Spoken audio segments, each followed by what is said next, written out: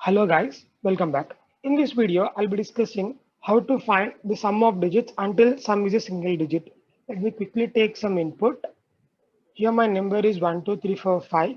Here 1, 2, 3, 4, 5 is a 5-digit number. If I calculate the sum of all these digits, the sum would be the value 15. But here my sum is the value 15. But I need to calculate sum of digits of a number until sum is a single digit. So 15 is double digit. Need to calculate sum of digits again. 1 plus 5 the value would be 6. Here 6 is a single digit. So this could be our output. All right. For the next input, let me just take some other number like 298.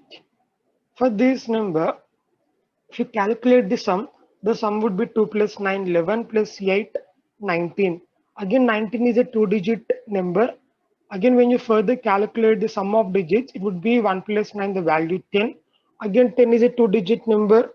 Again, further 1 plus 0, the value would be 1.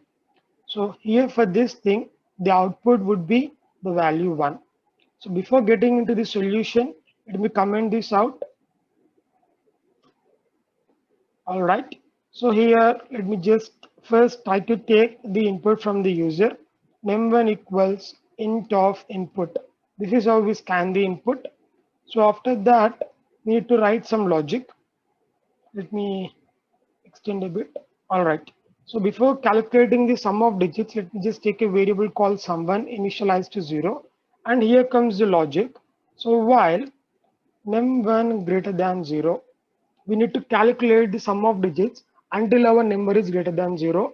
At each and every time, I need to add the last digit of the number. So how do we get that? By simply num1 modulus 10 gives us the last digit. So each and every time the last digit should change, right? So let me divide the number by 10 such that the last digit would be removed all the time. At last, we'll be having the number 0. When you divide it further and further, at that time, this condition would fail 0 greater than 0. You come outside the while loop and then you need to print the sum 1. So this gives us the sum of digits of a given number. Let me just save the code and run. It is asking the user for input. If I give 1, 2, 3, 4, 5, I'm getting the output as 15. Let me run one more time with some other input like the value 298. It is giving me the value 19. So now our task is to find sum of digits until the sum is a single digit number. So we need to run this loop by adding some other condition. What would that condition would be? If my sum is greater than 9, or I could say if it is greater than or equal to 10, again you need to run the same steps further and further. So the condition would be sum 1 greater than or equals to 10. Here you need to write some condition. The condition would be if your number is 0. If your number is 0, we need to again calculate the sum from starting, right? Nothing but in this example, if you observe, at 298, we are getting the sum as a value 10. In the next step, the sum as a value 10. So 1 plus 9 need to calculate again, right? So that's the thing. I'll be making my sum 1 initialized to 0. Before making my sum 1 initialized to 0, I will try to assign the value of sum 1 to my number, because this could be the number, and for this number again you need to calculate sum of digits.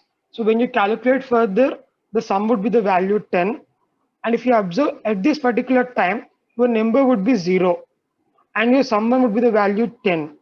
All right, again when number is 0, again you are assigning the value of sum to the num. So again the value 10 would be the number and you're making the sum to 0. Nothing but at this particular point, again your sum is 0. Again you calculate 1 plus 0. Then the value would be 1. So now let's try to run this code. Let me run the code. Let me give the input 1, 2, 3, 4, 5. We're getting the output as 6. Let me run one more time. And if we observe for the value 298, we're getting the value as 1. So we are getting the desired output. If you want to print at each and every time, we could also print the value of sum 1. Instead of writing here, let me write in this if condition so that how many times the number is divided we could understand. Let me save the code, run. For 1, 2, 3, 4, 5, first 15, next it is 1 plus 5, 6. Let's see for 298. First 298 to 19, again 19 to 10, again 10 to 1. So this could be for your reference. Let me just comment this out. This could not be our desired output. Let me run once again. 298, the output is 1. So instead of writing this while, two conditions and if condition and further steps here, there is some other approach to solve this code. Let me also demonstrate that approach as well. Here, if you observe carefully, I could simply say, let me just take some other value, name2.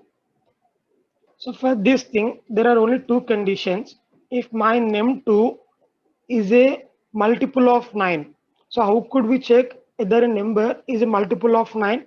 If num2 modulus 9, if it is equal to 0, then we could say the given number is a multiple of 9. For example, if you observe the value 9, the value 18, 27, 36, 45, all these are the multiples of 9, right? So when you divide and when you try to calculate the sum of digits until sum is a single digit, you are getting the output as 9 only. If you observe 81 as well, which is 9 multiplied by 9, 8 plus 1, the value is 9. Similarly, if you just take other value like 99, 9 plus 9, the value would be 18. Again, 18 is a multiple of 9. Next, it would be the value 9. So all multiples of 9 would result the value as the output 9. So when a given number is a multiple of 9, directly print the value as 9. What if the number is not a multiple of 9? For example, let's try to see this number, the value 10. So 10 is not a multiple of 9. So what could be the output here? It is a value 1. Similarly, if we take the value 35, 35 is not also not a multiple of 9. If you observe 3 plus 5, 8, it is a single digit. You're getting the value as 8. So don't uh, care about these errors. Okay, we are not giving it in a proper way. That's the thing, we're getting an error. So 35, 3 plus 5, the value is 8. Similarly, if you just take any other number like 91, so 91 is also not a multiple of 9. So 9 plus 1, the value would be 10. Again 10, the value is 1. Now if you observe all these numbers 10, 35, 95, there is a similarity here. Simply observe the value of 10 modulus 9. It is giving us the value 9. All right. Similarly, 35 modulus 9. It is giving us the value 8. Similarly, 91 modulus 9. It is giving us the value 1. All right. So we could conclude that if a number is a multiple of 9, then you could directly print the value 9. If it is not a multiple of 9, directly you could print the particular number modulus 9. Here, if you observe, we are running a loop. This could be order of n time complexity, and this could be order of 1. There is no need to run a loop, right? So let me save this code and let's try to check whether we are successful in getting the output or not. We need to scan the value 2 times. So first, let me give the value 1, 2, 3, 4, 5. So we're getting the value 6. Let me also give 1, 2, 3, 4, 5 for the num2 as well. Let's see for that. Yes, we're getting the same output. Similarly, let's try to check for the number 298. So here, if I give 298, for the first one, we're getting the value as 1. Similarly, let's try to scan for num2 as well. Num2 would be again 298. Again, we're getting the value as 1.